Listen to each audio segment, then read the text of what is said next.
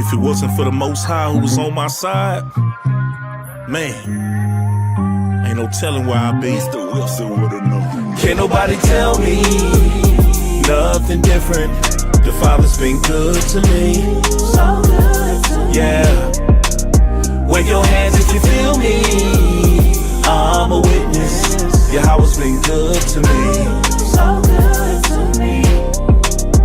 Every morning that I rise, I thank Yahweh that I'm living. Keep my enemies at bay and never leave without my fringes. 1611 with me cause I'm on a mission. Talking sheep, I pay the cost, me and my lines really live it. I don't need no glory, you don't have to know my story. Glad I made it out this world cause this world was never for me. I thought that I was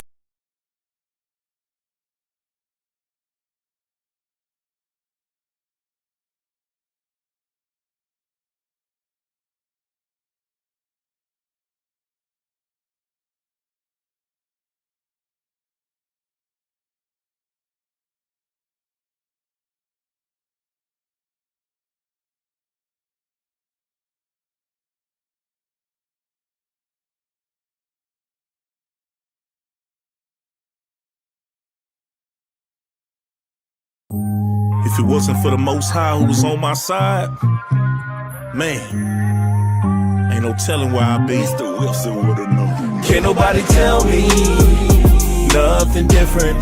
The Father's been good to me. So good to me. Yeah. Wave your hands if you feel me.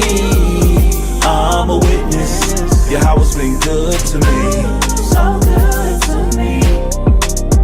Every morning that I rise, I thank Yahweh that I'm living. Keep my enemies at bay and never leave without my fringes. 1611 with me cause I'm on a mission. Talking sheep, I pay the cost, me and my lines really live it. I don't need no glory, you don't have to know my story. Glad I made it out this world cause this world was never for me. I thought that I was.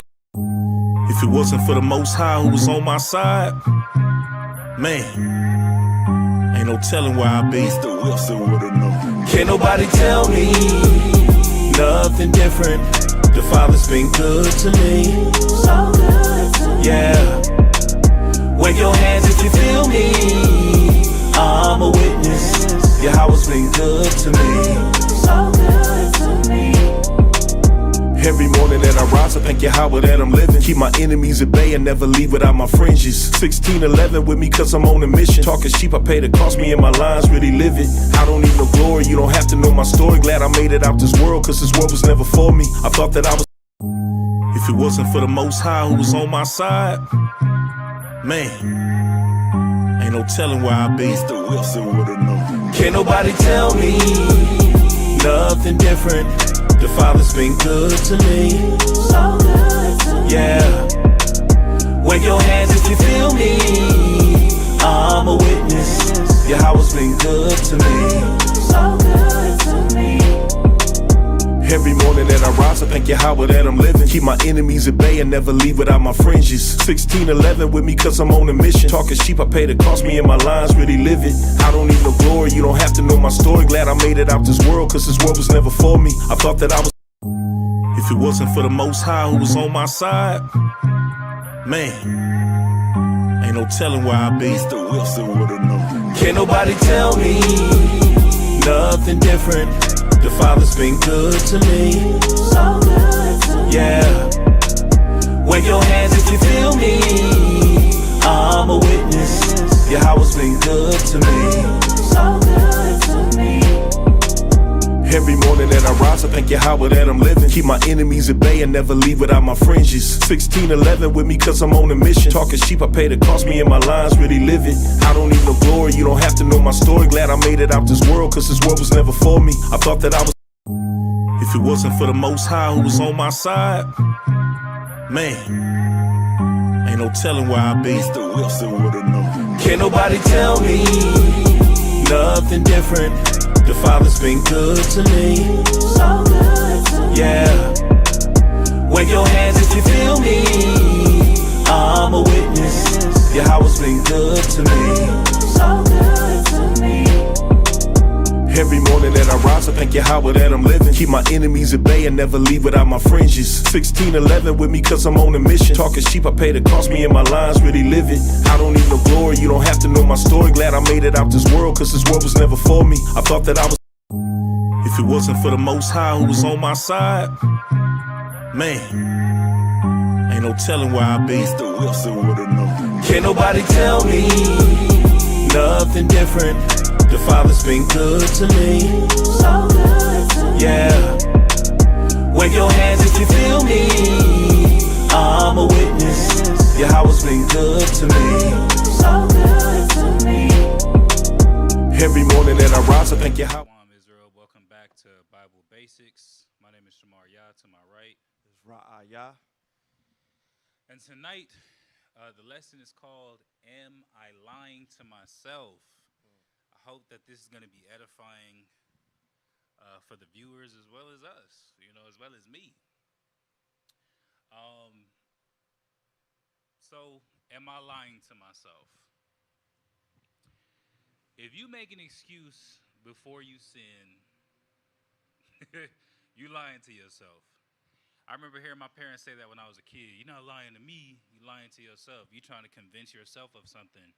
And you trying to convince yourself so badly, you hoping that somebody else is going to grab on and validate the delusion.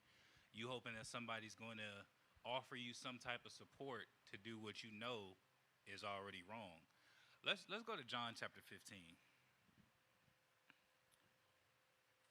Let's get into it. Let's rip the Band-Aid off tonight. 15, and we're going to read 21 and 22. The book of John, chapter 15, verse 21. But all these things will they do unto you for my name's sake, because they know not him that sent me. I'm sorry, hold on. 15 to 21. Hold on 1 second.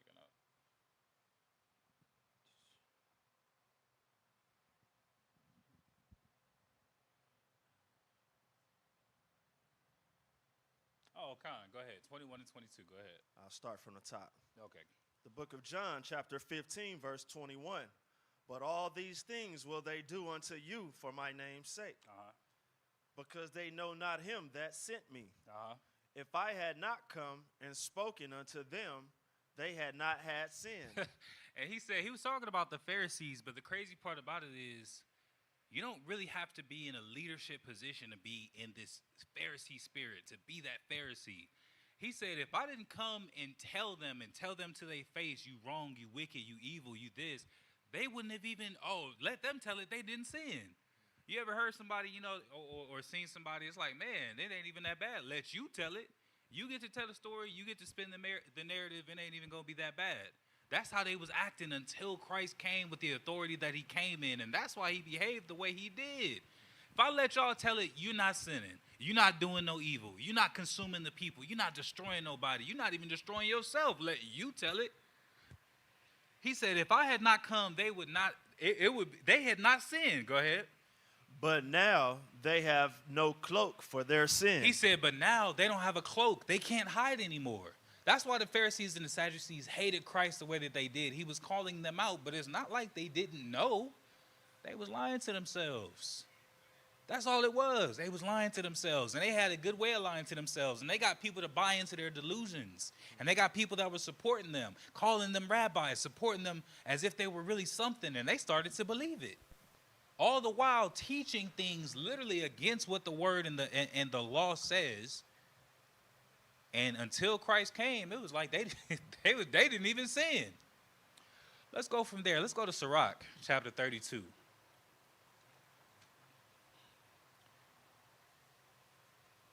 Sirach, chapter 32. And we are going to get verse 15 through 17. The book of Sirach, Ecclesiasticus, chapter 32, verse 15. Verse 15. He that seeketh the law shall be filled therewith. But the hypocrite will be offended thereat. He said, if you seek the law, you'll be filled with it. I just want to get closer to God. I just want to do right. I just want to do this. You could if that's what you really wanted. If that was what you was really chasing, you would be filled with the law. You would be filled with the Spirit. You would be filled with righteousness. But the hypocrite is going to be offended thereat. Oh, you always bringing up the scriptures. You holier than thou. You're this, you're that. Some people are, but if you're a hypocrite, the law is going to offend you. The actually trying to do right is going to offend you. And I'll let y'all in on what seems to be a secret in Israel. That's most Israelites. That's most people. It's crazy how so everybody, the new thing now is narcissism. Narcissist, you're a narcissist. Fun fact, most people are narcissists. Why do you think the world is full of evil and corruption? Because everybody's a kind, good person? You think the world is full of murder and envy and destruction and death and human trafficking and drugs and prostitution and pimping, destruction and a hate for God because everyone's Christ-like? It's because the world is full of people that hate God. The world is full of people that serve themselves. The world is full of people that are self-absorbed. The world is full of people that know what God wants and know what he commands and still choose to put their desires above him. That's why the world is so evil and so wicked, and that's why it's headed towards destruction. Any day now. Any day now. The rockets are already flying on the other side of the world. How long until they go global? It's going to be any day. This world is headed for destruction because of the wickedness. And people, you can see, if you're offended at the law and you don't enjoy the law, you don't enjoy hearing the law, you don't want to be corrected by the law, you want to hear the law and then put it to the side so that you can still do what you want to do, you're a hypocrite. That's what thus saith the Lord. Go ahead. Verse 16, they that fear the Lord shall find judgment and shall kindle justice as a light. That's the thing, kindle justice as a light. If you really want justice, you'll find it. And a true judge, a true and impartial judge, and that's the whole thing. You see the Most High Yahweh Shai, that's how they get down. The Lord even said, if he sinned, I will chastise him after the manner of men. Nobody's immune. Christ wasn't immune. If he would have come and he would have sinned, he would have been chastised. He would have been judged. If that's really how you want to live, that's how they live, that's how they deal. And that's how Christ is dealing with us. But a lot of our people, we don't really want justice or judgment because you might get affected. It's only that's wrong when it's somebody else and I can point and say over there, him, her, way in the back, off to the left, third row from you wrong. People don't like the justice when it's in the mirror. Oh, man, I've been wicked. I'm going through it. Oh, man, I've been wicked. This is happening. My house is coming to desolation. This is going on. That's going on. Oh, I got ailments. I got this problem. I got that problem. I got a bad this. I got a bad. Yeah. If you really want it, you can embrace those things. This is judgment. This is justice. Not just when someone else does evil. Go ahead. Verse 17. A sinful man will not be reproved, but findeth an excuse according to his will. And how many of that is there in Israel? Sinful men wanting to find a way, wanting to find an excuse, wanting to find a technicality, wanting to find some way of satisfying whatever it is. You got a problem with lust. You might even get strong enough to put the porn away. And then you trying to watch all these other things you can find on social media and YouTube and these different platforms. Well, is it a sin? You a liar. And you sit up here and try to find ways around. Well, technically. Well, I said that, but the way that I meant it. If somebody told you to your face, man, I get the chance, I'm gonna rob you. And then you like, hold on, man. The whole time I didn't tell you I brought a grenade to talk to you, man. I got to, don't do this. And then they're like, hold on, let me explain. What I meant by that, you don't have to explain nothing. It don't have to be that scenario either. The reality is, I know what you just said. You said it out your own mouth. When the stakes, regardless of what you feel like the stakes are, the truth is the truth and the lie is a lie. Whether whoever you lying to is holding that grenade, whether whoever you lying to don't have no authority or power over you, or whether the Holy Spirit or the Lord himself is going to get you, the truth is the truth and a lie is a lie. And it don't matter. It don't matter if you can sound good in court. It don't matter if you can sound good on on camera. It don't matter if somebody caught you or didn't catch you. A lie is a lie. The truth is the truth. Let's go from, it's another good one. I'm not perfect. Can you read verse 17 again? Verse 17, a sinful man will not be reproved, but findeth an excuse according to his will. I'm not perfect. I'm a work in progress. When you say that nowadays, it's the showstopper. That's like the get out of jail free card. So you trying to get on somebody and then they like, man, I'm not perfect. It's like you got to stop there. Let them tell it. You got to. I just said I wasn't perfect. I just said I'm a work in progress. That's like, and what people don't recognize is how dismissive that is. You're not saying that because most of the time, people might not even have good intentions, but that just gets to be able to be used. It's like people finding methods. Oh man, that worked. Okay, guess what? You're finna have a saturation in that market. So as soon as somebody came up with, I'm not perfect, I'm a work in progress, only God can judge me, oh boy. Those phrases are so overused, so overused, so oversaid, they don't even have any merit. They accept mediocrity. Except whatever is being presented to just be like, all right, but they just trying to get out of it. I'm just trying to find an excuse. First, it'd be hard to hold people accountable, and then when you finally do, they like, hold on. Not perfect. Let's go to Matthew chapter 13. Let somebody deal with you like that. Let somebody be late with your paycheck, your boss. After 2 weeks of work, you out in the sun sweating. You've been working in the office, no AC for 2 weeks. They getting it fixed. Oh man, what's going on with the AC, man? I'm having to do extra laundry. I'm having to make all these extra accommodations just to be able to be here and work with you. And your boss tell you, hey man, I'm not perfect. Your check is coming. I'm just not perfect. I'm going to get this taken care of. I'm just not perfect. Somebody do you wrong or owe you or holds the key to what you need or what you strongly desire, and they just keep saying, I'm not perfect, I'm not perfect. How long would you accept it? And we're just men. We're mortal. We got an expiration date. Could be in 60 years, 80 years, 100 years, could be tomorrow. We have an expiration date, and that's unacceptable. But you think Christ in the Most High is going to take that forever? 13, let's start at verse 10 to 16. The book of Matthew, chapter 13, verse 10. And the disciples came and said unto him, why speakest thou unto them in parables? He answered and said unto them, because it is given unto you to know the mysteries of the kingdom of heaven, but to them it is not given. Then you see, Christ had enough wisdom to say, he could probably see with his own eyes, I can see who's righteous, I can see who's wicked.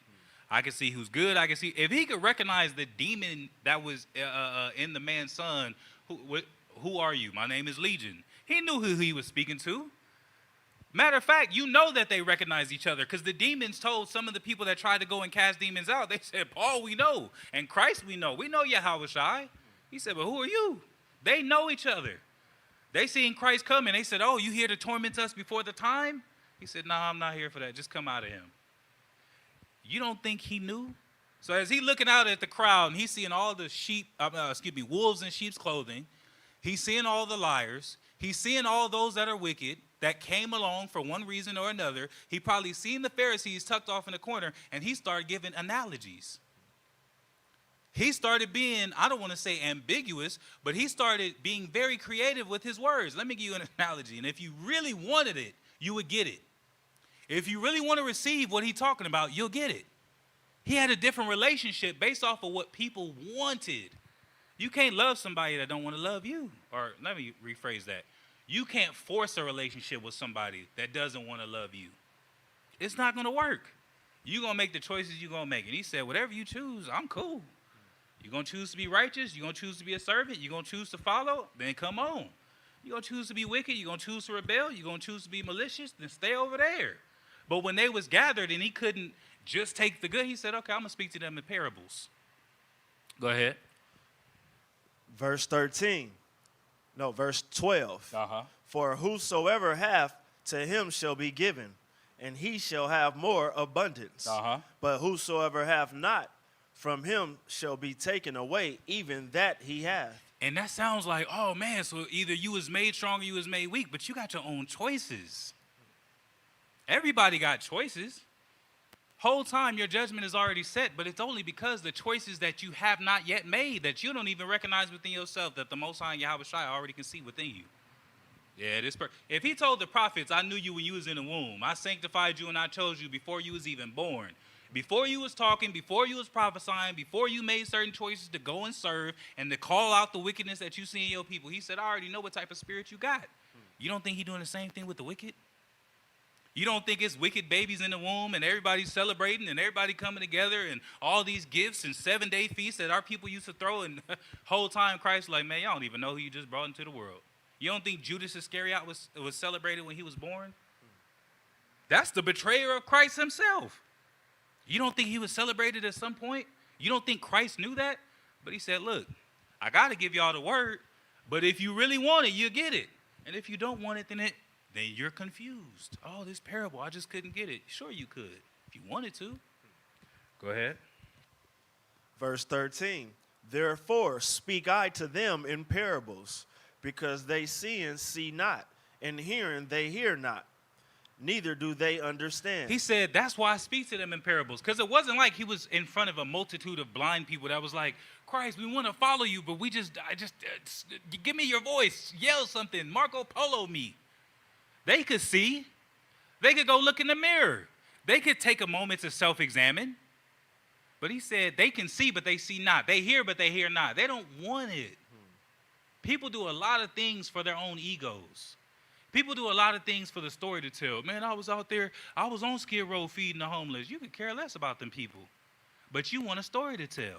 And you want to look good, and you want some good content, and you want some good footage. So you're going to make sure that you go out there and feed them people at least a couple times a year, because then you got something to fall back on every time you get called wicked. You're not going to fix yourself. You're not going to fix anything about yourself. You're not going to change after however many years you got. But you got just enough of a story to keep people going and believing your delusion. I'm a good person. I feed the homeless. You break Sabbaths. You done committed adultery how many times? You blaspheme. You take the name of the Lord in vain. Yasharallah says in Psalms, they call his name Jah or Yah. The name Yasharallah, the name Yahweh is in Yasharallah. If you call yourself an Israelite and then you doing all this wickedness, you already took the name of the Lord in vain. You don't have to be so-and-so Yahweh. You don't have to be so-and-so and this and that, or Yahweh. You could just call yourself Yasharallah and not want to be a servant, and you took his name in vain. Go ahead. Verse 14, and in them is fulfilled the prophecy of Isaiah, which saith, by hearing ye shall hear, and shall not understand, and seeing ye shall see, and shall not perceive. For this people's heart is waxed gross, and their ears are dull of hearing, and their eyes they have closed. Are Israelites as a whole mostly blind, deaf, mentally disabled? No. But what? Lest at any time they should see with their eyes, and hear with their ears, and should understand with their heart, and should be converted, and should heal them. And I should heal them. Sorry. He said the whole time, all these excuses, all these diversions, all these delusions. And he said at the end of the day, all I really want to do is be able to heal y'all. I'm trying to bring y'all to life. That's what Christ was here to do. He was guiding our people in the wilderness. He'd been there since the beginning. Before there was ever an Israelite, there was Christ. He said they do this so that they can never be healed. Maybe I should put it to them like that, because then they'll understand it a little better. How many people always say, I want to be healed? Do you really? Do you really?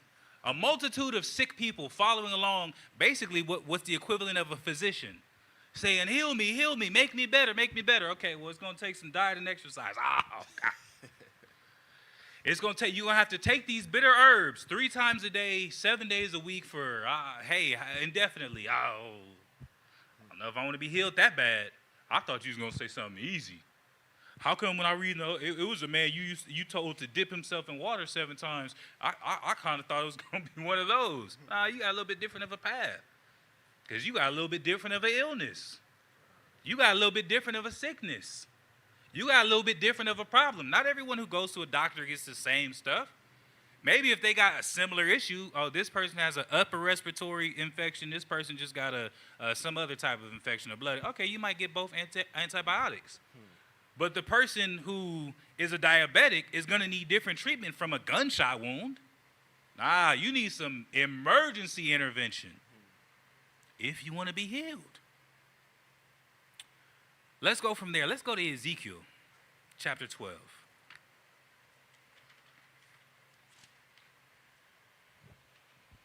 Chapter 12, let's get verse 1 and 2.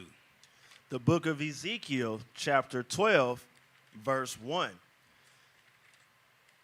The word of the Lord also came unto me, saying, Son of man, thou dwellest in the midst of a rebellious house. He said, let me tell you from the start.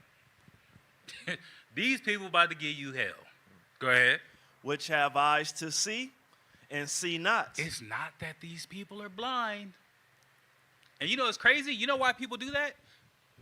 I kid you not. You can get away with murder if you act like you don't know what you're doing.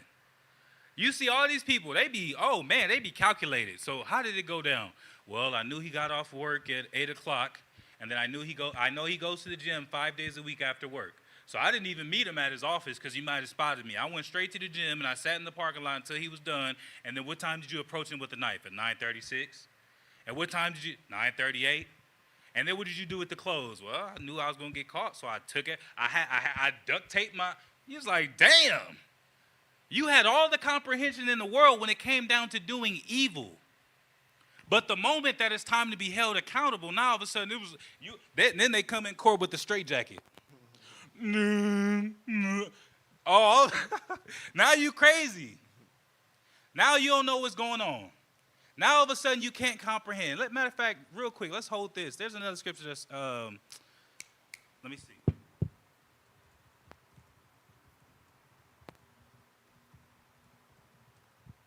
Let's go to 1 Corinthians 14 and 20. Let's hold this. We're going to come back. But look at how many people do that. And then look at how many people get away with it. People go in. So you had the wherewithal to go buy a gun. Had the wherewithal to go buy some ammo. And you didn't show up to the gun shop looking crazy. You had the wherewithal to pass the FSC. You had the wherewithal to get past everybody's detection. And then all of a sudden, after you committed all those murders, you just don't know. He didn't know what he was doing. People get away with murder by pretending to be ignorant. Literally. And instead of going to jail for 25 to life, they go to an asylum. And they get help for maybe 10 years, and then you healed. And are they going to rejudge the situation now that you know what you're doing? Let's go back to the time that nope, you walk. Spend a couple years in an asylum, and then the moment that they decide, you know what, okay, I'm tired of this, they can just be like, I think I'm doing all right. Pass a couple of tests that they knew they could already do from the beginning, and they walk. Let's read that. 1 Corinthians chapter 14, verse 20. Mm-hmm. Brethren, be not children in understanding. When you have kids, right?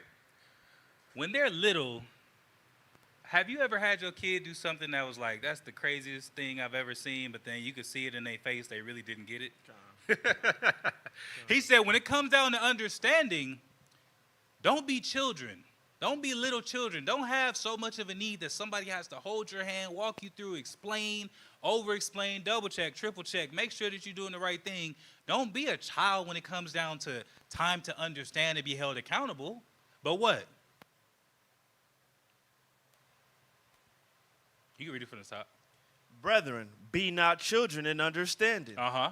Howbeit, in malice be ye children. Oh, but when it comes down to doing wrong, when it comes down to your get back, when it comes down to your revenge, he said, then I would prefer that you be a child.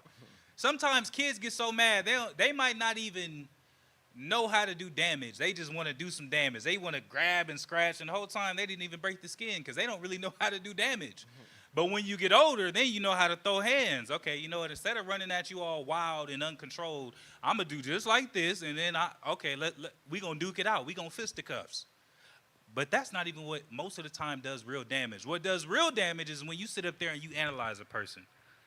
Man, he's sitting up here. They get under your skin. They get on your nerves for whatever reason it may be. And you analyze them and you say, oh, look at that. He got an insecurity. Oh, she got an insecurity. Oh, okay. Oh, okay. Oh, you don't like when people do that to you. Oh, you don't like when people. Oh. You got all the understanding in the world when it comes down to doing wrong. You know where to hit a person where it hurts. You know how to hit below the belt.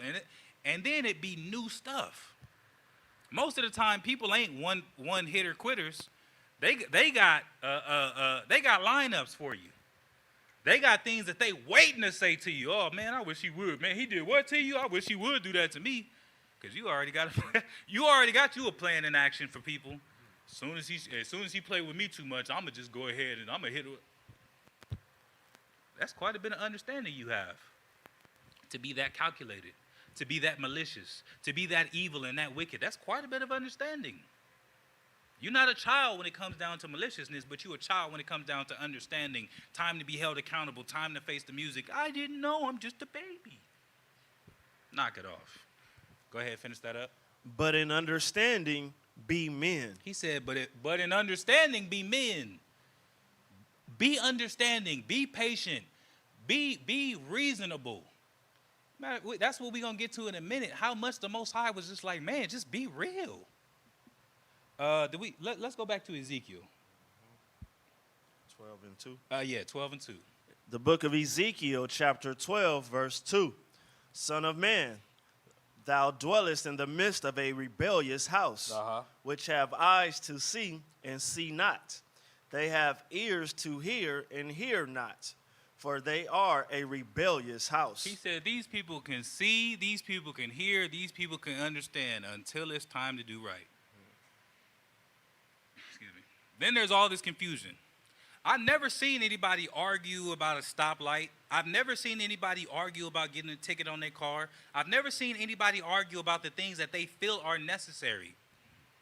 But the moment that it comes down to this Bible, people will fight tooth and nail, study day and night, just to be able to have just enough of a doctrine to influence other people because they have a delusion that they want the word to try and coincide. And they want to convince other people. And they'll spend hours and hours and hours. They wouldn't do that for righteousness. They wouldn't spend hours and hours of research. How do I be able to keep the Sabbath on my job? Oh, wait a minute. The Constitution says I have the right to religion. I'm legally protected. They won't do that. But they'll come up with a lunar Sabbath. They'll come up with a new doctrine. They'll come up with a couple scriptures talking about the Lord's mercy just so that they can give themselves an out on actually being righteous. Whatever you choose, it takes a lot of work. If you're going to be wicked, if you're going to be a celebrity in the world, that's constant work. They always in the spotlight, always in the gym, always making deals, always in meetings, always on camera. They take all the time in the world to be able to produce the things that you're able to see to celebrate that person. But when it comes down to doing right, when it comes down to being righteous, when it comes down to understanding, they just can't seem to get it. He said, this is a people that got eyes to see and ears to hear, but they're rebellious. That's what it really boils down to for a lot of Israel. It's not that you don't get it. It's that you don't want to get it. It's not that you don't understand. It's you don't want to understand.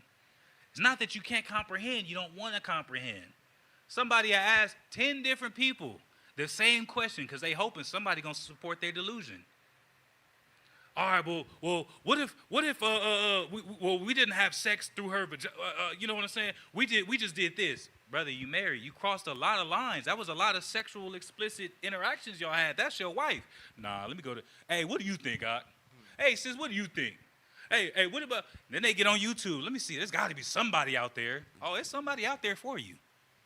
It's somebody out there for you. Somebody out there is going to take this Bible and twist the words and twist the verses and find things out of context, and they will, if you let them, they will destroy you. Let's go to 2 Thessalonians chapter 2, 8 through 12. There's somebody out there for you. If you want to, it's actually harder to find the righteousness. With everybody serving themselves and everybody being wicked, what froze? The camera or the whole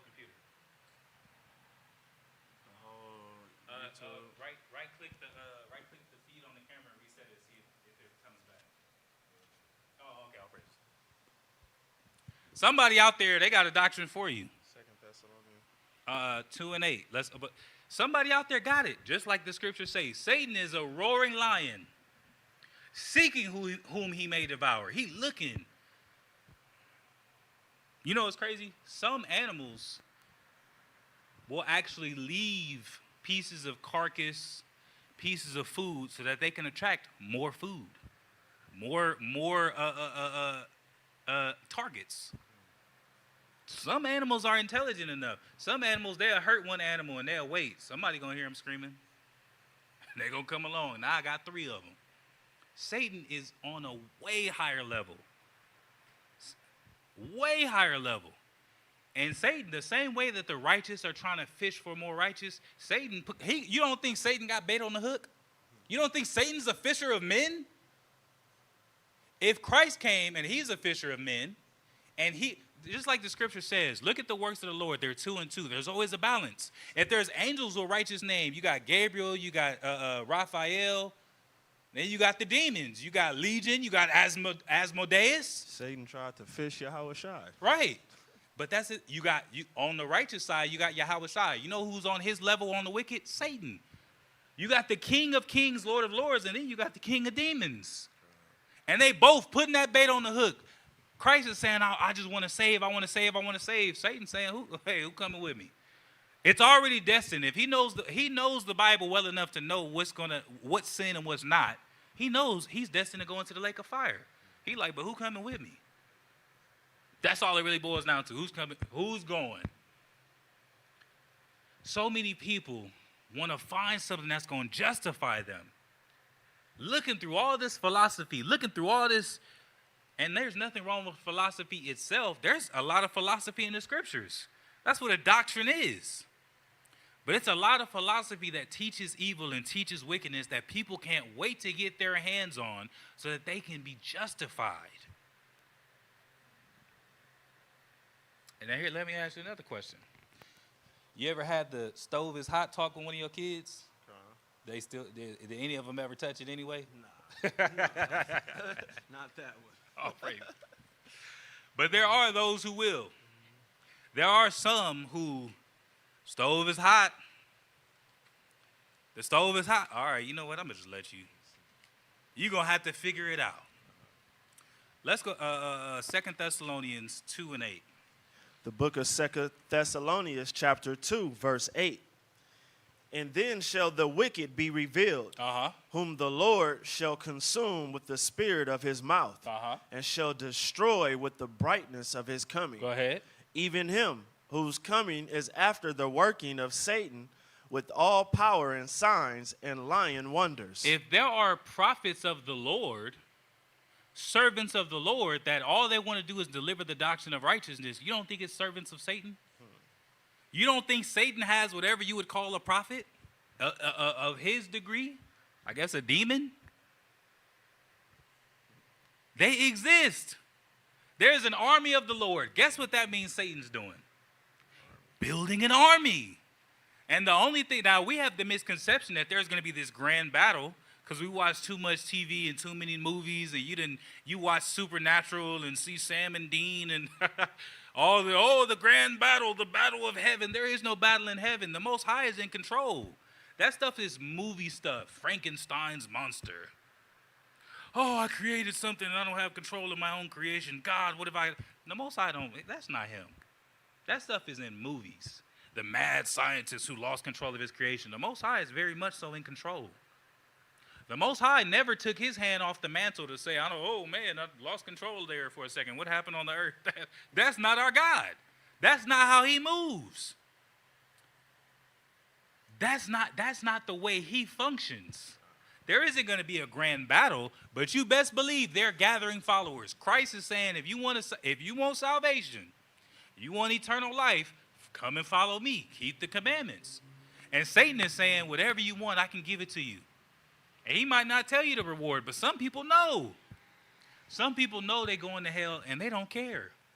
They just want a fun ride on the way out. Man, I'm going anyway. What you got for me? YOLO.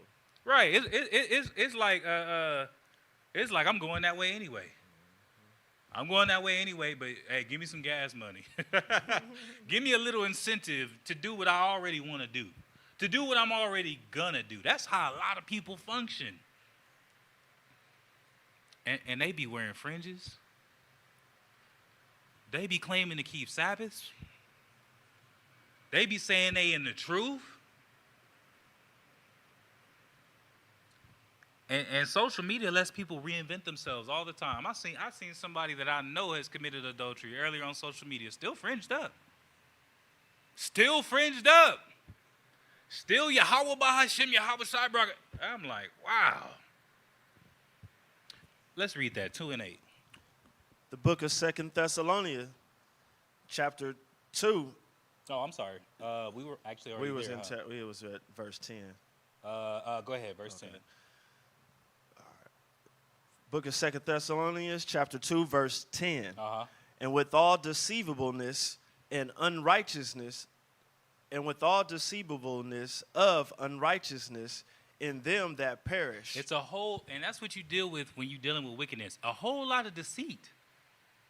That's probably one of the main things that you first find as an identifying factor of wickedness is deceit. Okay. Somebody coming in the image of Christ and couldn't be further from him. Someone coming claiming to be a teacher or a leader and couldn't be more wicked, leading you to hell. Someone that's coming with a story to tell and is full of lies. Coming to give you a sense of righteousness. Give you just enough to support to keep you asleep. You even see the most wicked people that's on the face of the earth right now. What are they doing? They're lying, saying that they are us. Stolen identity and lied to the world. And continue to lie to the world until the very end where they're like, all right, the gig is up. It's happening right now. Of them that perish, go ahead. Because they receive not the love of the truth, that they might be saved. Go ahead. And for this cause, God shall send them strong delusion. And that's the thing. If you sit up here and you want a way out so bad, it's like that kid with a stove. I'm telling you not to test that stove because I love you. And that kid is just fascinated with that fire. They just fascinated with how much power they feel like they could have. They just sitting there, turn the stove on, turn it off, turn the stove on, turn it off. Wow, look at that. I command the flame, whatever it is. It just feels so empowering. But don't touch that flame. Don't get too close. And as a parent, as a guardian, as a sibling, as a relationship, I'm telling you not to do what I see you're tempted to do because I know it's going to hurt you.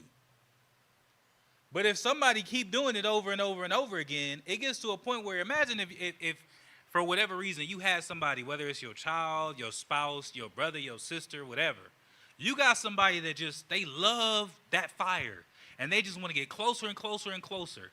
And you keep telling them like, hey, man, hey, sis, hey, son, hey, baby girl, you need to be careful. You're going to get hurt. And then next thing you know, you wake up 3 in the morning because you got to use the bathroom and you hear the stove. Well, hold up. Click on, click off. You see the light, then the darkness, the light, then the darkness. You like, damn, you ain't here playing with the stove at 3 in the morning. You might whoop they behind right then and there, but that's going to make you realize they're going to burn themselves. Because you fighting real hard to get to that stove. After a certain point, I'm not gonna control everything. Even if I could go install a kitchen door or change the lock on the kitchen door, I'm not gonna do all that. You wanna burn yourself so bad, go ahead. If that's what you really want, go ahead and burn yourself. I done gave all I could give you.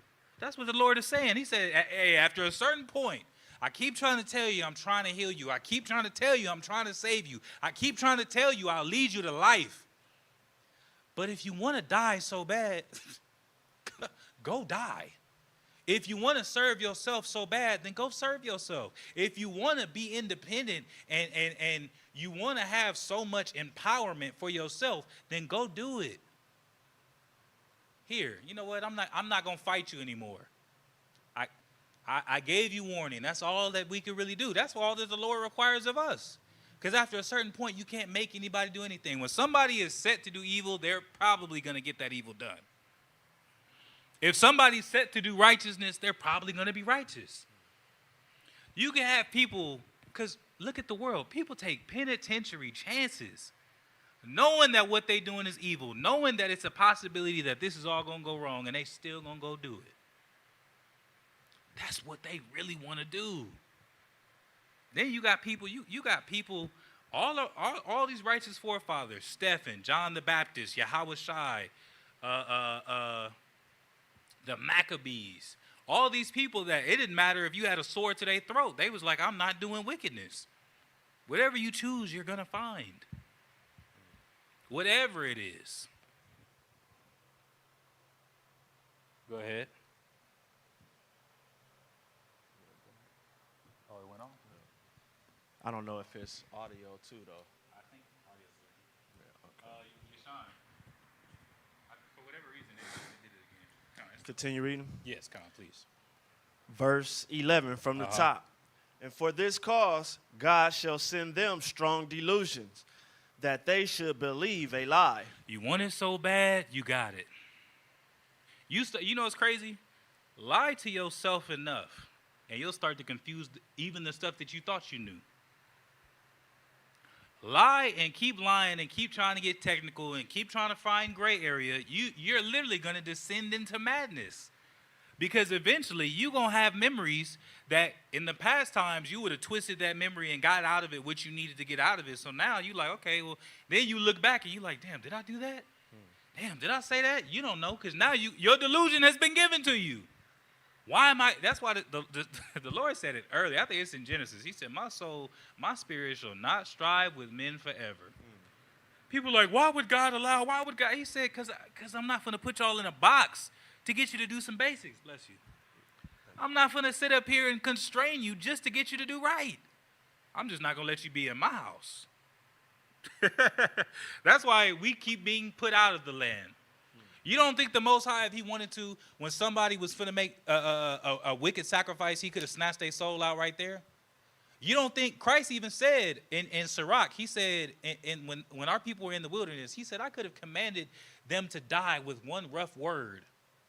He probably could have snapped his fingers and over 600,000 people would have fell dead. Bodies would have disintegrated instantly. Y'all seen, what is that, Avengers of Infinity War? Thanos snapped his finger and everybody just turned to dust. He said he kept our clothes from getting old. You don't think he could have accelerated? If he can slow the process down, he can accelerate it. He said, I could have been did that, but I don't want to have to put y'all in a box just for you to do some basic stuff. He said, instead, what I'm going to do is, I'm going to let you choose. But there's going to be consequences. Whether you want to face it or not, eventually, there will be a judgment day. And whatever you did, good or bad, right or wrong, for however long you did it, he said, I'm going to give you what you wanted. Oh. Excuse me, my bad. Oh, wow, that's crazy. He's back? Oh, wow. Did it just cut off on his own? Or maybe the weight of the actual, the thing. So, like, yeah, we're having technical difficulties, but I think the audio's still there, so that's all that's really important. Okay. Was that all of that? Yes, it was, of 11. Let's read verse 12. All right. Verse 12, the book of 2 Thessalonians, chapter 2, verse 12. Uh-huh. That they all might be damned who believe not the truth, but have pleasure in unrighteousness. That believe not the truth, but had pleasure in unrighteousness. Let's go over to Matthew chapter 6. Here's another big way. And you know what's crazy? Here's some more deceit. Here's some more lies. All in what you would think is the name of the Lord. Let's start at verse 1. Matthew chapter 6, Yeah. verse 1. We're going to get 1 through 8. Take heed that ye do not your alms before men, to be seen of them. Otherwise, ye have no reward of your Father which is in heaven. So, if only it was as simple as you wear fringes, you don't buy and sell on the Sabbath, you don't commit adultery, you in. No. If you finally make the decision that you're going to follow the Lord, the very next thing that you're going to have to do outside of directly keeping physical commandments of not wearing mingled clothes, wearing fringes on your shirt, not breaking the Sabbath, not eating pork, you're going to have to work on your character. He said, take heed. Don't do your alms before men so that you can be seen. How many people, oh man. Righteous at church. Right. They come in with that ego. That ego done slip through. You know how you got metal detectors. You got top-notch security. You done snuck it in. You done got it in the venue. You coming to church, you coming to class, you're going to Sabbath, whatever it is that you call it, and you got that same ego, and you don't even, oh, I'm good. I got my fringes, I got my beard, but then you want to be seen. Is it for the Lord or is it for you? Are you doing this because this is the right thing to do and you love and care for your brothers, or do you want a story to tell? Everybody wants to be interesting. People, the last thing that people want to do, even if they are mediocre, the last thing they want to do is be average. I want to be able to be somebody people flock to. You want to be that guy or that lady that everybody gathered around hearing your incredible wisdom, your incredible doctrine. So you want to do the things that get people to draw themselves to you. Oh, we taking donations? I got 1,000 on it. Oh, everybody going crazy. Oh, it's for the Lord. Yeah, no, that was for you. And you know it was. You got to show off. You got to sound. Let's keep reading, matter of fact. Verse 2. Therefore, when thou doest thine alms, do not sound a trumpet before thee, as the hypocrites do in the synagogues and in the streets, that they may have glory of men. That's what they wanted for. Glory of men. That's called a vain glory. It's short-lived. That glory dies with the people who knew you.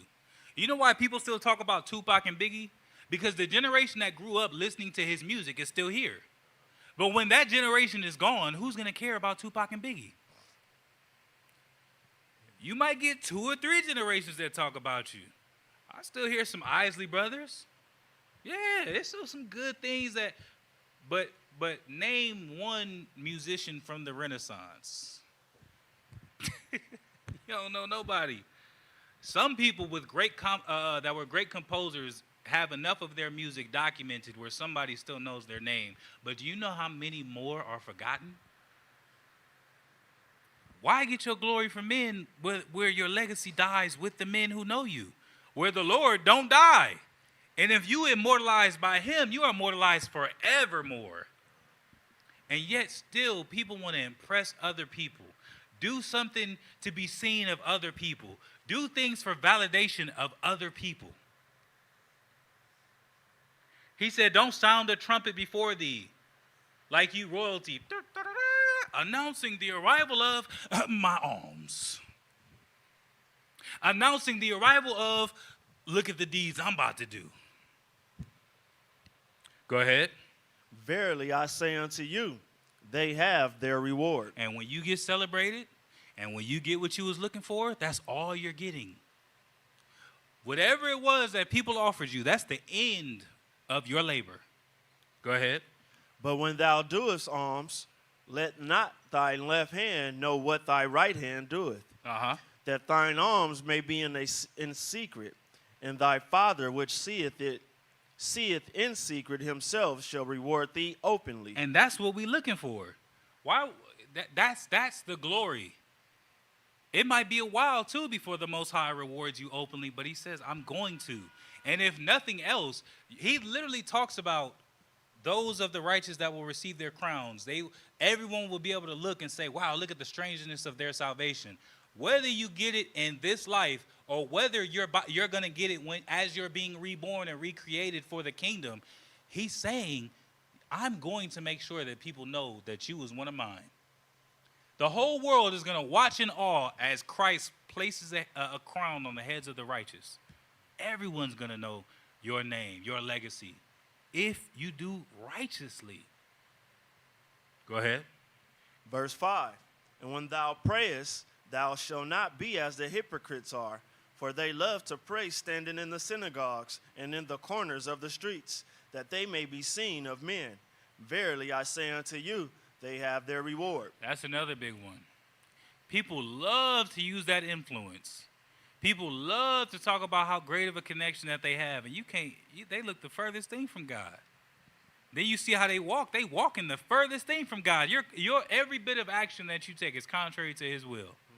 But they're going to go out in the street. They're going to go into a public place. They're going to make sure that they're seen, make sure that they're heard. I kid you not. I've had a brother years, it was a while ago. He understood the situation better than I did. But I was like, oh, wait, are we supposed to do this like this? This seems dangerous. I don't know if we, and now that I know how to do what I was concerned with back then, I know he knew. But he took that opportunity. He like, oh, everybody gather around. We're going to pray. I kid you not. Right before he prayed, he did one of these. I said, damn. You got your reward. Congratulations. You had me going. And I can only speak from my perspective. It's still somebody that probably seen that prayer that's still going, thinking you incredible. You got your reward. There it is. Go ahead. Verse 6, but thou, when thou prayest, enter into thy closet, and when thou hast shut thy door, pray to thy Father which is in secret, and thy Father which seeth in secret shall reward thee openly. Go ahead. But when ye pray, use not vain repetitions, as the heathens do, for they think that they shall be heard for their much speaking. And don't say the same thing over and over again. Our Father, whatever, the chanting. He said, like, think about it. Imagine if somebody came and asked you something. Matter of fact, you don't have to imagine. If you got kids, I don't care if you got little cousins. I got nephews. I don't have kids. I got nephews. Every time one of my nephews see me, Uncle, I gave him a plane probably like 5 years ago, and he has not lived it down since. Every time he sees me, Uncle, did you get me a plane? I'm like, nah, man. And I'm not saying he's wrong, and I'm not saying I'm so angry, but imagine if somebody asked you for the same thing over and over and over, and they sitting right there in that moment. You're like, all right. The Lord is the same way. You got that from the Lord. Every bit of, don't ask me over. Don't say all that vain repetition. Let's have a conversation. And then the next verse, he says, I already know what you have need of. Let's go to Romans chapter 12.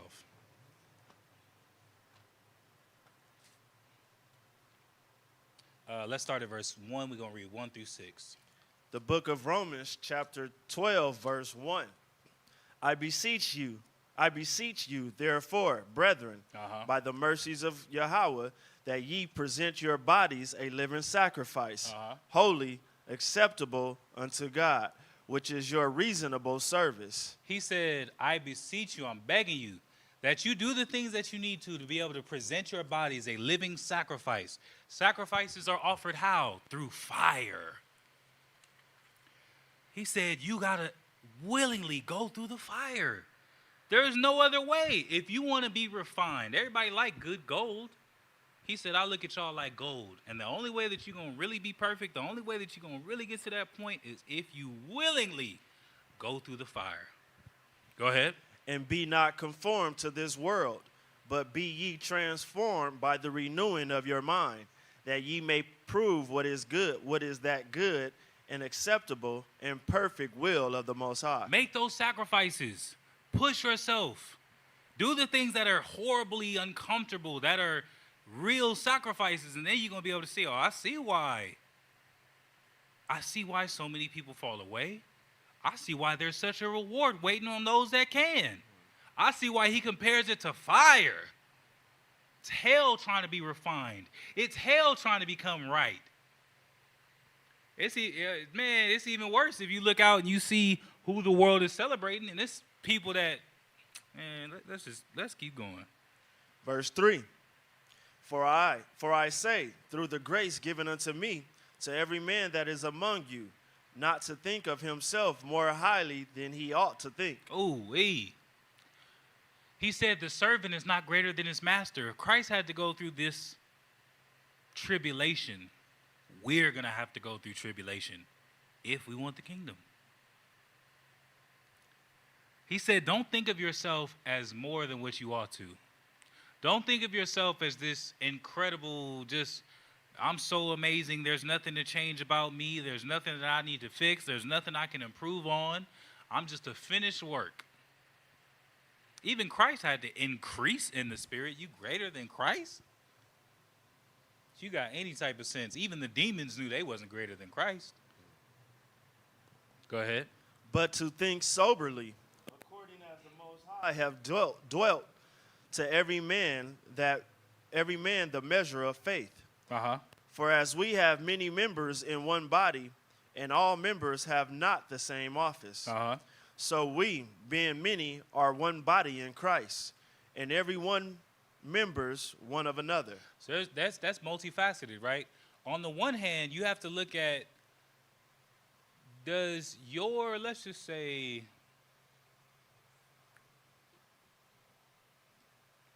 there's all type of organs that people don't know about or don't use. Matter of fact, people always talk about the pancreas. Ain't that the one that people be having removed? Like it explodes sometimes? Appendix, that's what it is, the appendix. And see, but see, I don't even, see, now that I say that, I'm not even sure what the pancreas is. You might not think about your pancreas, but I bet you if it stopped functioning right now, it'll become the most important thing in the world for you. I'm not even entirely sure what the appendix does. I remember I was debating. I was in like middle school, high school. Somebody that we knew, their appendix had burst, and they had to go to the. My friend almost died. Yeah, and I'm like, damn. I'm like, what does the appendix do? And everyone's like, oh, it stores poison. It does this. It does that. I'm like, that. None of that makes sense. I still, being honest, still to this day don't really know what it does. But I know if it busts, I know if it explodes, it's a problem. You might look at members of your body or of your church, and you may not know what they do, but I bet you if they fall, it's going to be a problem. On the one hand, you got to appreciate one another, but there's another piece that goes with that. Let's go to Sirach chapter 3 and 18. On the one hand, you got to be grateful and not minimalize who, because you never know who that person is to Christ. Go ahead. The book of Ecclesiasticus chapter 3, verse 18. Uh-huh. The greater thou art, the more humble thyself. But he said, regardless of whatever your role, your position in the body is, whether you sit up here and you the heart, you like, man, I'm the heart. Everything is shut down without me. You might ignore that pancreas appendix. It busts. It'll take everybody out, including the heart.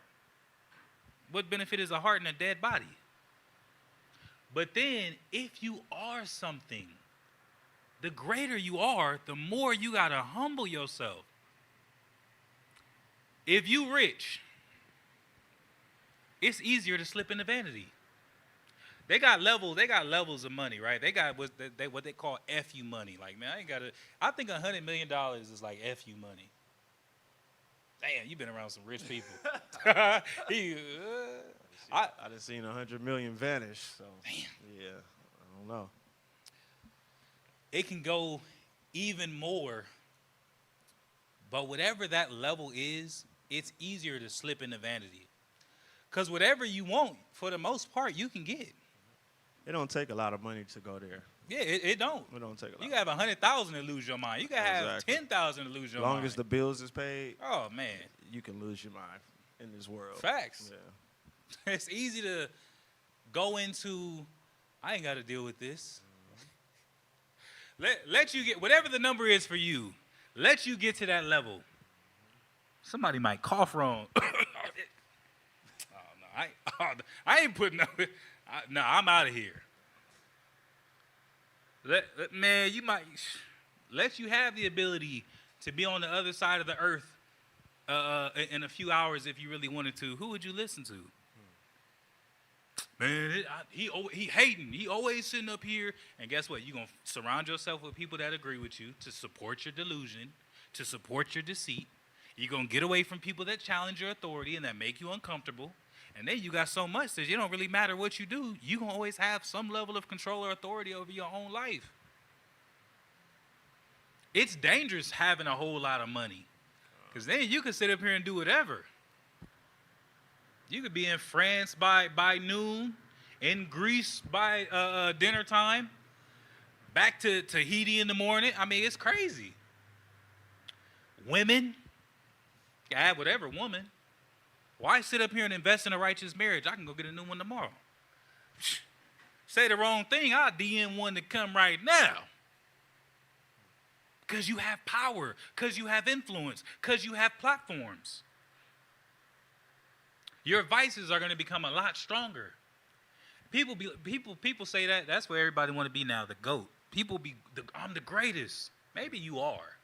You know what? Maybe you are. That means you got to be more careful.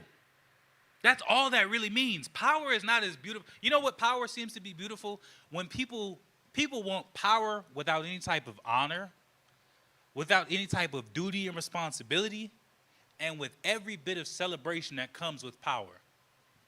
That's what you get in the world. You get people that just show up, they do something, and they're praised. The more influence that they gain, the more people that see them, the more money, the more power, the more influence that they get. Because there's no duty and responsibility with that influence. So they don't care how much they get. Somewhere in history, somebody with some duty, somebody with a code of honor said, heavy is the head that wears the crown. When you really embrace duty and responsibility, when you really embrace consequence, it's not fun to have power. It ain't a joyous occasion when you can destroy somebody's life because you had a lapse in judgment, if you care. It's not a fun experience. If you can sit up here and get people killed because you didn't have enough sleep the night before and you said go right when they were supposed to go left, then it's not that power is so much different. You think Christ likes to flex his authority and his power and he just tossed around his title everywhere that he went? And it's all been fun to him. You can read about his sufferings because he's the Son of the Most High God. It didn't just come with, I'm going to give you mysteries and secrets. It didn't just come with, you're going to be the creator. It didn't just come with, these are going to be your people, your servants. It said he's a man well acquainted with grief. Have somebody you love break your heart, and you still got to take care of them. You'll find some grief.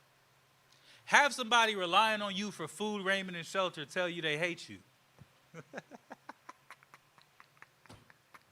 You'll find some grief. Have to lay your life on the line for something you didn't do. You'll find some grief. He said, the greater you are, the more you got to humble yourself. You know how many leaders it is, so-called leaders it is in this community that can't wait to get in front of a camera and flex their influence? Brother been teaching he been knowing he an Israelite for 2 months. Been teaching for one Sabbath. He posted a Cash App. Help support the works, help support the ministry. It's like, bro, your ministry is just getting started. Slow down. Get the milk before you get some money. First thing you came out with in the Israelite community is a business. You advertise your business more than you do teaching, trying to save souls. Your vices are just going to get magnified. That's all it's going to do. All that power and influence, if you really have power and real influence, it's not as enjoyable as you think. You know how many world leaders get death threats? If you're in a real position of power, you can almost guarantee at all times someone wants you dead. That's why he said, the greater you are, the more you're going to have to humble yourself. Because on the right, you got all these paths constantly laid before you with responsibilities that most men can't even comprehend. You can't move how you want to. Not only could somebody potentially take your life, but they also going to use that against you and launch a campaign. Maybe they don't kill you. Maybe you get exiled. You, your family, your wife, your children. Maybe if your influence goes wrong, maybe they storm the Capitol and your wife and kids die for it.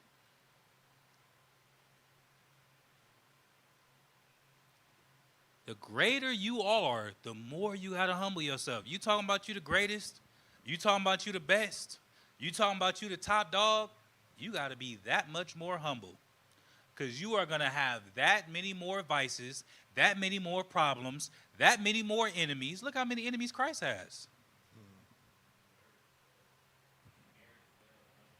Oh, yeah. And marriage as well.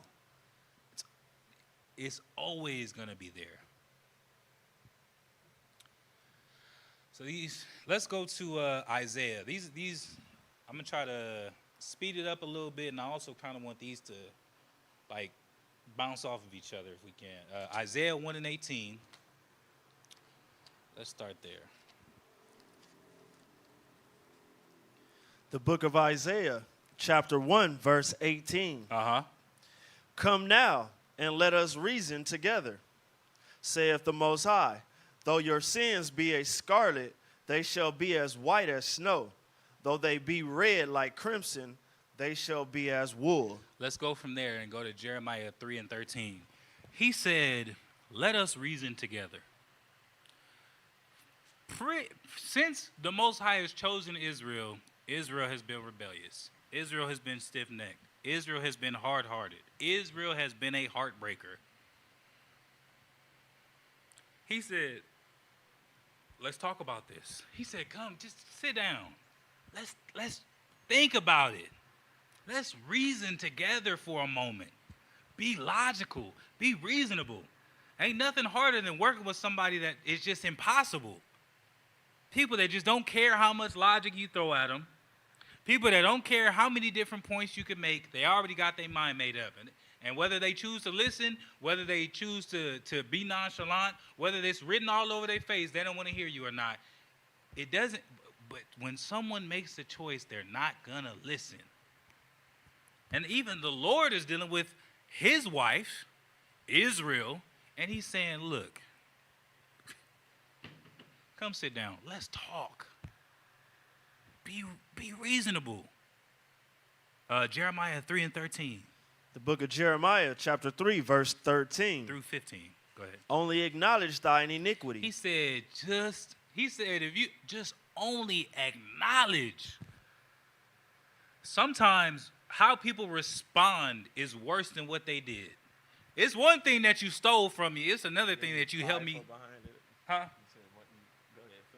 It's one thing that you stole from me. It's another thing that you helped me look for what you stole. Ooh, Jesus. Oh, God. It's one thing that you already betrayed my trust. I let you in. I let you close. I was vulnerable. I didn't keep an eye on you. I wasn't what? You stole from me anyway. It's one thing that you already got to that level of betrayal. But then you went a step further to try to cover your tracks, and you're going to help me look? I think that for the most part, everybody can respect somebody that ain't but can admit that they ain't You got a lot of people, they on drugs, and they just like, man, like, some people, they smoking crazy stuff, and I have so much pain in my heart. Like, man, you ever think, I'm not going, ain't no time soon. It's like, okay, well, I'm not going to say I got to respect it, but I got to kind of give you something because, like, okay, I know where you at. I can appreciate that. I can appreciate an enemy that's willing to just be an enemy. That's why I think back in the days where you had Arthur and the knights, and they could come to a battlefield and shake each other's hands like, hey, give me a chance, I'll kill you. Hey, likewise. We got to understand it. I don't know. There's a certain level of peace in knowing what I'm getting into, good or bad. There's a certain level of relaxation that I now have. All right, gentlemen, this is it. Either we win or we die. I can make peace because I know there's only one way or the other out of this situation today. Either we all walk home with the spoils of the other army, or we die and it's not even our problem. So, like, if you wanted me to be real about it, hey, if I die here today, it ain't my problem anymore. Them unpaid bills, them arguments we got into, them problems you was having with your spouse, I'm looking at these rockets on the other side of the world. I'm like, man, bills seeming less important already. How long before it's one that's coming this way and mushroom? Hey, man, starting to, come on. He said, only acknowledge your iniquity. Just be real about it. I'm not going to tell nobody to sin, but some people, it's like, man, just stop wearing them. I don't want to say stop wearing them fringes like I want you to stop wearing them fringes, but because I can see how evil and how wicked you are, and you already know you ain't going to repent, it's like, man, I just wish you wouldn't have made the decision to wear those fringes because you confusing people. They don't know who to follow because you seem righteous and they seem righteous, and I don't know, he sound good, but he sound, if only you could just be that enemy. He said, just acknowledge it. Go ahead. That thou hast transgressed against the Lord thy God, and hast scattered thy ways to the strangers under every green tree, and ye have not obeyed my voice, saith the Most High. He said, acknowledge how much you've transgressed. And here's the crazy part. Look how forgiving the Lord is. Go ahead. Turn, O backsliding children, saith the Most High, for I am married unto you, Whew. and I will take you one of a city and two of a family, and I will bring you to Zion. He said, I'm married to you. We're joined. It don't matter how much. He said, look, he already made the decision. The Lord has made the decision. I'm going to stick through this marriage. You done broke my heart. You done basically done the equivalent of spiritually cheating on me many times. You done all these different things. And he said, but if you can just acknowledge your iniquity, that you transgress, that you don't listen. If you, man, G.I. Joe, it's crazy. All these shows, they've been giving us the plug for years. Knowing is half the battle. You know how many people that aren't going to make it just because they won't even acknowledge or really just be honest with what they know? Not what you can't see, not what you can't learn. You got eyes to see and ears to hear, but you're trying to find a way to not have to acknowledge. Don't face it. Not have to face it. He said, I'm married to you. He said, okay, everybody can come. So I'll take you one of a family, one of a city, two of a family. Verse 15. And I will give you pastors according to my heart, which shall feed you with knowledge and understanding. He said, if y'all could just do this. He said, if you're willing to get back right, I'm willing to rebuild you. You done went against me all these different times. You done sinned against me. You are non-listening, hard-headed, stiff-necked people. He said, but if you could just be real about the problem instead of trying to constantly cover it up, that's like getting fat and buying a big shirt. I got two slim brothers in here with me. They didn't feel that the way I felt that. Look, that's real for me. You get big, and you like, ooh, it's getting a little snug. Let me hit that 2X on them. You get too big for the 2X. You go to a 3. He said, look, let's be real. It's time for you to get that right. Just be honest. Just be real. He like, the door is open if you would just walk through it. Let's go from there. Let's go to 1 Samuel. Because what it really boils down to, and this is the results of Matthew chapter 15. If you go to that person and they refuse to hear you, you're supposed to take 2 or 3 witnesses. We're going to get 1 Samuel 15 and 23. If that person don't hear you, you're supposed to get 2 or 3 witnesses. If they want to hear 2 or 3 witnesses, which is pretty bold, then you're supposed to bring it before the church and shame them before all the people. Not so that they could be the laughing stock and the embarrassment of Israel, but because when they see all those eyes on them and they see all these people that's like, you did what? Oh, man, you tripping. Somebody is going to say the right thing that's going to prick them and win their soul back to salvation. He said, but if you're not willing to acknowledge, you're not willing to recognize how much of an issue and a problem that what you did and your behavior has caused, he said, then remove them. They being rebellious. Let's read that. 1 Samuel 15, 23. The book of 1 Samuel chapter 15, verse 23. For rebellion is as the sin of witchcraft, and stubbornness is as iniquity and idolatry.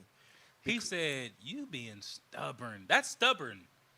If you catch somebody red-handed and they still trying to lie, it's like, bro, come on. You're being rebellious, you're being unrealistic, you're being unreasonable, you're to a point where people can't work with you. And he said, if you get to that point, you might as well, that's the equivalent of witchcraft. You already dibbling and dabbling. And you know what's crazy? Something I found, all praise to the Most High. I was talking to Yashimai, and we was just like, man, sometimes the people in Israel be weird. You know what the definition of weird is? One of them is what we usually use, of strange or extraordinary character. Odd, fantastic. Look at the second definition. Of or relating to or caused by witchcraft or the supernatural. That brother weird, that sister weird. You dealing with all different types of spirits, and they presenting themselves in different ways. sitting there having a conversation, and you just start screaming, "Oh, he weird." Yeah, you got spirits on you. Yeah, it's problems. Yeah, it's a lot of things that's going on. And these spirits are all have your spirit in a tug of war trying to gain influence and get you to do things. And if you don't be real and you don't be honest with yourself and you don't acknowledge the sin, eventually that's all there's going to be left is the demons. The Lord going to take his spirit and you going to give the demons full reign because you've been giving them full reign. Whatever you submit yourself to long enough, it becomes you. If you follow Christ and follow God and keep going and keep going and keep going and keep going, you're going to get really close to you're going to get close to Christ. You're going to be Christ-like. But if you keep giving yourself to Satan and you keep giving yourself and giving yourself, you're going to become Satan-like. Let's go to Luke chapter 13. We got a couple more. This one's probably the longest. I like this one. All It's a praises. scary place, Man. being in this moment of Luke 13. Being at the gate. Yeah, absolutely. Luke 13, we're going to start at verse 14. We're going to read 14 through 24. The book of Luke, chapter 13, verse 14. Yeah. And the ruler of the synagogue answered with indignation, because that Yahushua had healed on the Sabbath day, and said unto the people, there are 6 days. Hold on, I'm sorry. I think I might have wanted John. Let me see.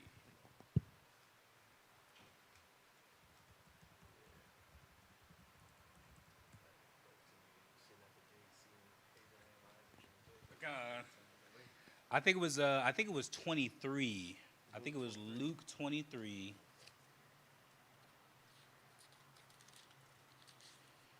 Salakia. Yes. Luke 23, let's start at verse 14. The book of Luke, chapter 23, verse 14, Uh-huh. said unto them, ye Oh, have I'm sorry. brought, Can you read verse 13? verse 13, and Pilate, when he had called together the chief priests and the rulers of the people, said unto them, ye have brought this man unto me as one that perverteth the people. And behold, I have examined him before you, and have found no fault in this man touching those things whereof ye accuse him. He said, hold on, y'all brought this man before me, perverting the people, as if he's like some menace. Y'all brought him to me like he's a problem in the community. He said, but I'm looking at him, and I'm talking to him, and I'm trying to ask him questions, and I'm trying to examine this matter, but I don't see what y'all are talking about. Go ahead. No, nor yet Herod, for I sent you to him, and lo, nothing worthy of death is done unto him. And even these Edomites, you had Pilate and Herod, they even rekindled their relationship, sending Christ back and forth. And they had examined, and they was like, man, send him to Pilate. Man, send him back to Herod. And they kind of was like laughing about it. But he was like, look, let's be real. All right, our relationship is back to getting better. But the reality is, both of us have examined this man, and we don't see anything wrong with him. Even Esau had his golden opportunity to kill an Israelite, which has been his MO since the very first Edomite, Esau himself, and the very first Israelite, Jacob himself. And even they was like, we don't really see a purpose of killing him. Esau always looking for an excuse to kill our people. You telling me there was a multitude of his own people telling these Edomites to kill Christ, and even they was like, we don't see a purpose? How wicked of a people are we talking about? How wicked of a generation are we talking about? Go ahead. I will therefore chastise him and release him, for of necessity he must release one unto them at the feast. So he said, look, I can put him in jail. Maybe I can give him some stripes, and then I'll let somebody go because that's the custom at the feast. Go ahead. And they cried out all at once, saying, away with this man, and release unto us Barabbas. And everyone was able to agree. As soon as they heard that Christ might be released, they all immediately, it cried out of them, no, not him. Give us Barabbas. Anybody but him. Go ahead. Who for a certain sedition made in the city, and for murder was cast into prison. Now look, Barabbas actually led some level of insurrection. Barabbas was out there tearing stuff up.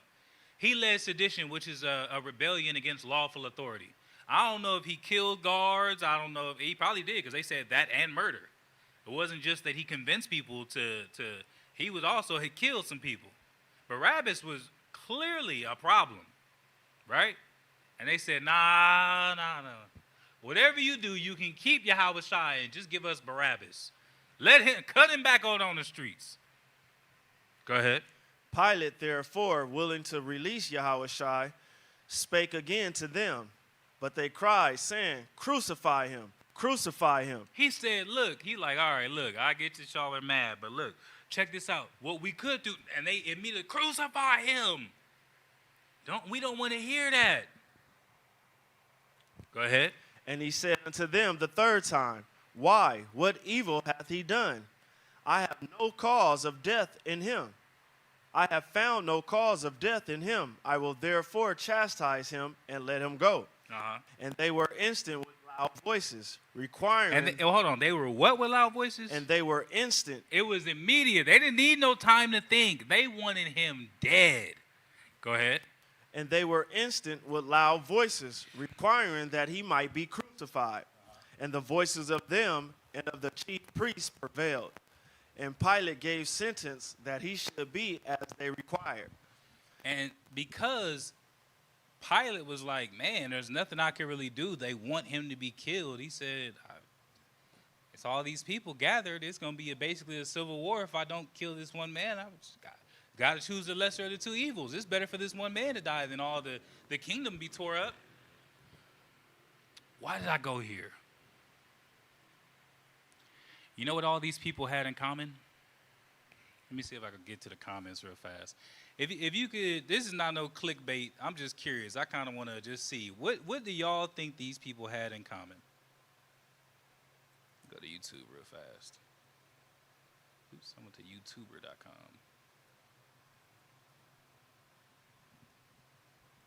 I'm not even signing in. It's going to take too long. Did anybody say anything? It's fine. Don't worry about it. I'm going to just get to it. All these people that were calling for Christ's death and even had an Edomite double and triple checking if that's really what they wanted him to do, because he couldn't find any guile and a real reason to kill Christ. All these people, they had a few things in common. They were Israelites. People, Esau, the devil. It was our own people. Look at the devil in, look at the devil in you. Esau. Esau has done a number on our people. Yahushua said, you are of your father, the devil. Ooh. Man. Esau has done a hell of a number on our people, right? I'm not going to naysay that, right? I'm not going to naysay that. But the thing is, we were and would always have been in a position of power to not even be remotely concerned about Esau if we would have remained righteous. The fact that Esau is in power is literally a result of our own wickedness. But you know what else these people had in common? You know what else these people had in common? These wasn't just Israelites, like we can go outside and see there's Israelites that don't know they Israelites. We can go outside and see Israelites that don't know they Israelites and all that type of stuff. They was in the land. They was in the land. They was in Jerusalem. They was keeping the Passover. These are Sabbath observing, fringe wearing, Passover celebrating Israelites in Jerusalem.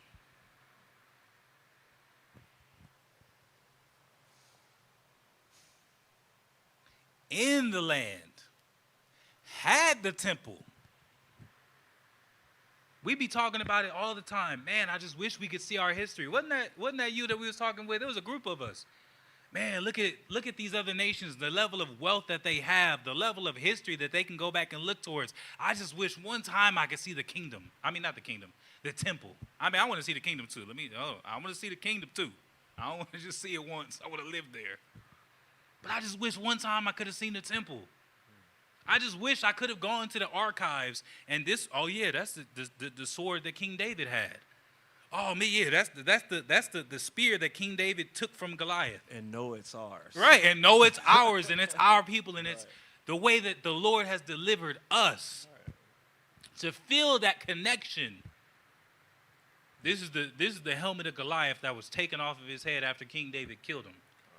This is the sword of Judas Maccabeus that he used to go and win all those wars. Wow. Just so badly I wish we had some of the things that we could attach to what we read about. Sometimes. I'm not saying that we don't have enough. This is enough. I just wish that our people wouldn't have squandered what the Lord gave us also. But all these people that was calling for Christ's death was Sabbath observing, Passover celebrating, beards and fringed up Israelites. And they killed Christ. Do you know how many of our people nowadays claim that they love Christ and they would be in this number? People be like, man, I love Jesus. I'll do anything for God. If he was to walk on this earth, you would kill him. If he was to be able to be in your reach, you would crucify him at the first chance you got. You know how we know that? Because we reading about how when he gave himself to mortality, you did. I love God. I don't know. It's just everywhere I go, I just got to be talking about God. You would have killed him if you had the chance. I'll do anything, but you won't. No, you won't. You won't even give up what you like.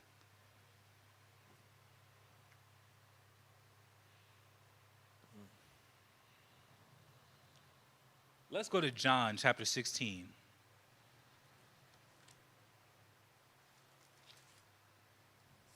Let's get verse 2. The book of John, chapter 16, verse 2. Hold on. Oh, yeah, go ahead. They shall put you out of the synagogues. Yea, the time cometh. Hold on. So this is Christ speaking to his servants, those that are really going to do this for real, for real. He said, they're going to hate you. They're going to put you out. Now, a synagogue is a church. That's the place that you're supposed to be able to go and find God. All these churches in the hood, and he's absent. It's no different from what Israel was doing back then. They had plenty of synagogues. And you couldn't find the knowledge of God, the true knowledge of God, hardly anywhere. It's the same thing for the most part. There's a lot of different variables because of how bad things have gotten even since then. But that's the same thing we can see now with all these churches. There's churches on every corner in every direction. And you ask about God and you seek God, and not only will you not find him, you're going to piss a lot of people off talking about what's written in this Bible. If you go in the church, you're going to piss a lot of people off that have a Bible under their arm. I'll do you one better. It's a lot of synagogues being established now with people who look like me and you, that call themselves Jews, that when you go in there and you speak about Christ, get pissed off.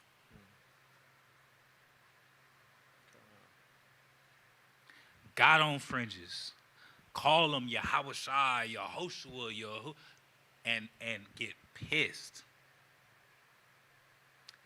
That want to bring you up in councils, that want to lead people to be your enemy, that wish they could catch you slipping.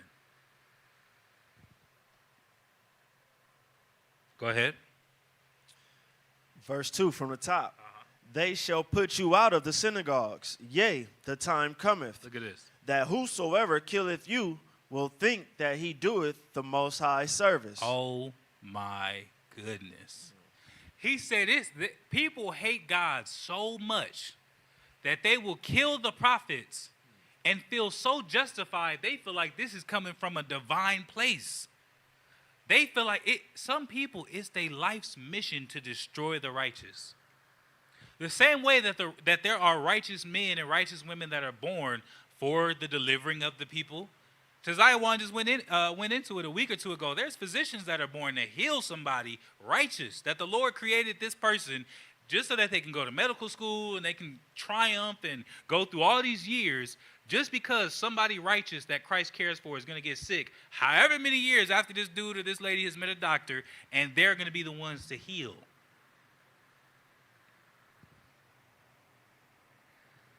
People hate the Most High so much that when they kill the righteous, they feel like that was the most just thing they could have done.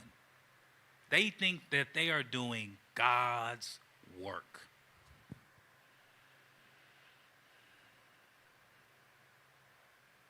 They lying to themselves. The Most High don't like it. The prophets don't like it. The people suffer, but they lying strongly to themselves. Last one. Let's get 2 Corinthians chapter 13 and verse 5.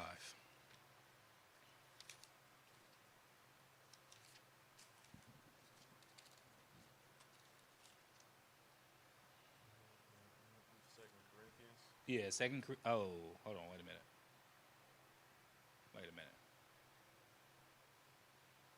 Oh, I'm in 1 Corinthians. No, it is 2 Corinthians. Don't worry. 13 and 5? Yes. The book of 2 Corinthians, chapter 13, verse 5. Uh-huh. Examine yourselves, whether you be in the faith. He said, examine yourselves. When you do things out of faith, you don't need anybody to be there to do the right thing. You don't need anybody to be there to try and push you, right? I said this, we'll forget what I said. But the reality of a lot of people's situations is they quit long ago. If you tell yourself, I'm going to run a marathon, 6 months from now, it's a 20-mile, 13, whatever. I think they only come in 13 and 26. I'm running a marathon or a half marathon in 6 months. Every morning you got an alarm set for 6 a.m. Get up and run. Every morning you turn that alarm off. Then eventually you've made the choice that you like, man, I'm not getting up. I'm not running. You turn the alarm off. That alarm is disturbing what you really want to do, which is to stay in bed and to stay and do what you want to do and you want to keep giving yourself to your own ways. I don't want to be woken up. I don't want to be disturbed. I want to be able to be at peace, peacefully sleeping, peacefully doing whatever it is I want to do. You know you got to eat, you got to hit your macros and your micros. You got to lose this weight. You got to do all these things. Instead, you eating crap, not working out, doing everything opposite and contrary of a person that's getting ready to run. And then you show up to the day of the marathon and you have a third of a mile in, half a mile in, your legs on fire, your back hurting. I give up. The truth is, you gave up 6 months ago. You gave up every time you turned that alarm off. You gave up every time you ate that junk food. You gave up every time you skipped running. There were other ways. Maybe you don't get up at 6 a.m. Maybe you wake up every day at noon, but then from noon to 6 p.m. you get to it. You still gonna do pretty well in your marathon. But if you ignore everything that you're supposed to do that's going to be conducive for your success, that's going to be conducive for your race, you been gave up. It didn't happen the day of the marathon. That was just the day you had to face it. That was just the day you couldn't ignore it anymore. You've been lying to yourself. Been lying to yourself. You doing everything opposite, and then all of a sudden you're going to get out there and run that long race. You're going to get out there and do that 13 miles. You're going to get out there and perform a miracle. He said, examine yourselves, whether ye be in the faith. Go ahead. Prove yourselves. He said, why ask somebody else? Prove yourself. Why sit up here and wonder and question and you be the judge? Just like when they came and they asked Christ, are you the son? He said, thou sayest, you tell me. You tell me what you want to do, and that's what we can go from there. You don't want to do this, then don't do it. You taking up time, resources, manpower, exhausting anybody that's getting close because you know you've already quit. If that's what you want, then just do it. And I'm not saying that you should quit. I'm saying if that's what you want. Don't try to put this on me. We get to the gates and you like, I remember, hold on. The time Shamar did that lesson. You choose. If I'm saying something and you know this not you, then it shouldn't prick you. Or better yet, if you want to be righteous, maybe this is going to provoke you to good works. Maybe I will prick you, but then it's going to make you get up and go harder. That's all praises. If that's what I did, then I'm cool with that. He said, examine yourself. Prove yourself. You tell me what you want to do. Go ahead. Know ye not your own selves, how that Hamashiach Yahweh Shai is in you, except ye be reprobates? Now, this is the crazy part. A reprobate. Matter of fact, I'm going to get that definition real quick. Is this the last thing we're going to read?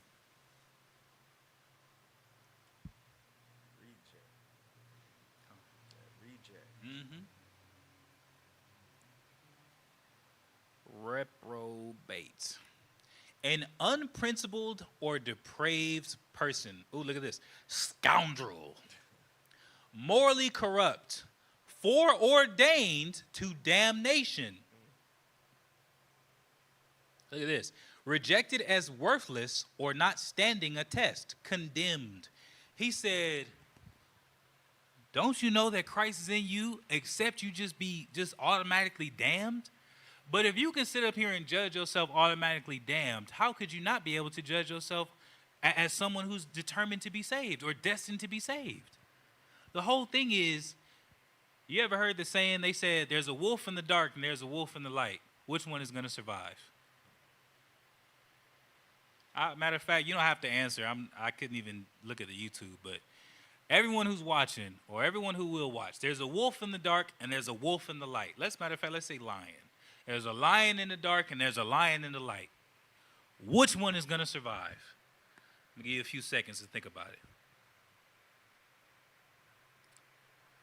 The answer is the one that you feed.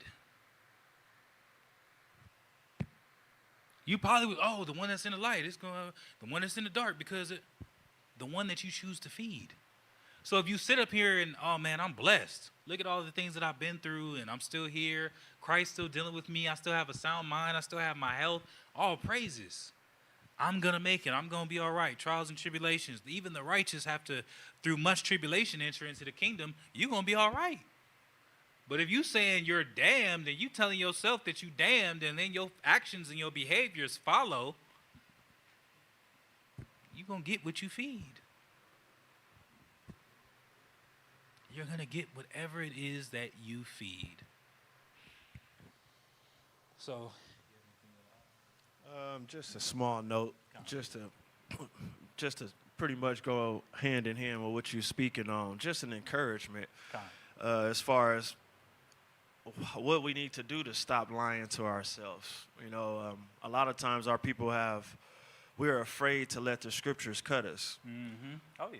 And believe at the same time that it will heal us. Mm-hmm. You know what I'm saying? And a lot of our people are waiting until judgment to find out the truth instead of letting these scriptures expose us now so we can be made whole.